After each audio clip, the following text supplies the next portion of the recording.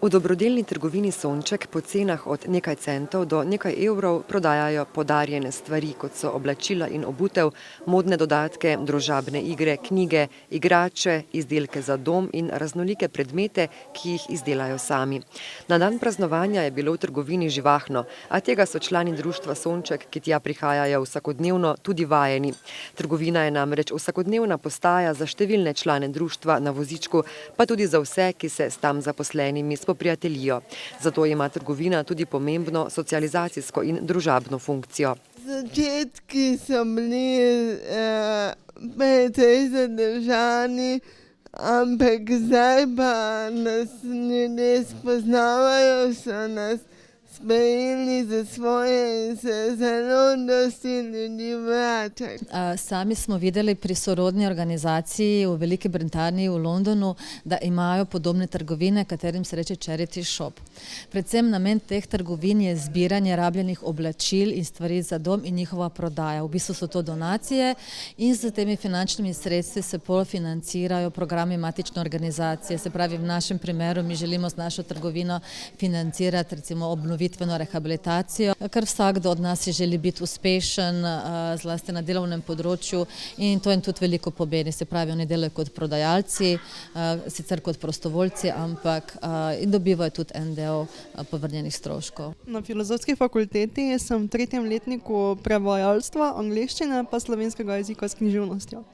In tukaj v trgovini opravljaš tako rekoč študentsko delo.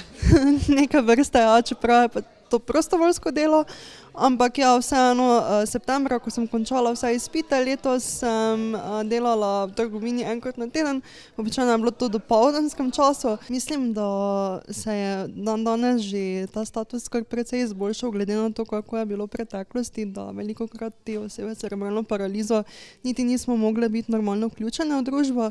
Danes se je to že izboljšalo, ker v bistvu smo vse posod lahko aktivni, če je le možnost.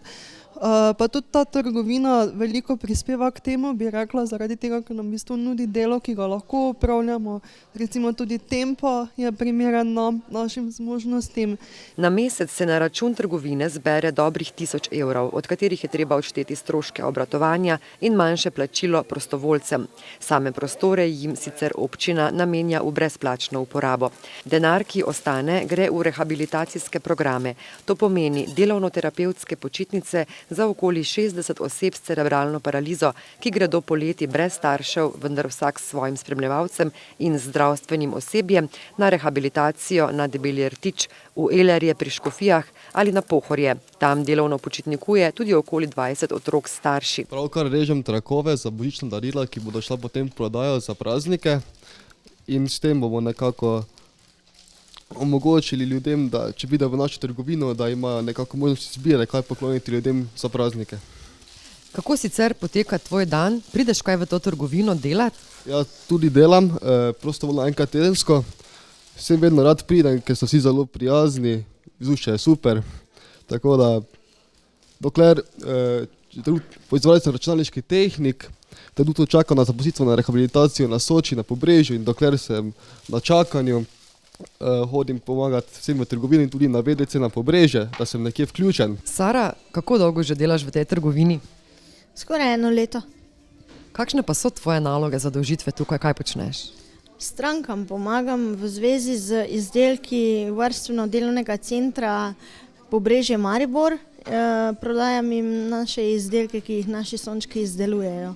Drugače mi je pa to fajn izkušnja, tudi malo zaslužim, za potne stroške pa malico si kaj kupim ali pa imam dovolj za položnico kakšno, pa druženje je tudi tu, pa dostikrat me kdo od sorodnikov obišče, pa pride na kavo. Največ predamo glenenih hišk, glenenih potkev, teh drobnih stvari, kakšne volnene stvari, kot so etui, potem volnene lutke. Ne moramo verjeti, da je minilo že 5 let. Občutki so fenomenalni. Najbolj pomembno je bilo, da smo vedeli, kakšen namen je trgovine, da pridejo uporabniki, predvsem tisti, kateri niso nikjer vključeni.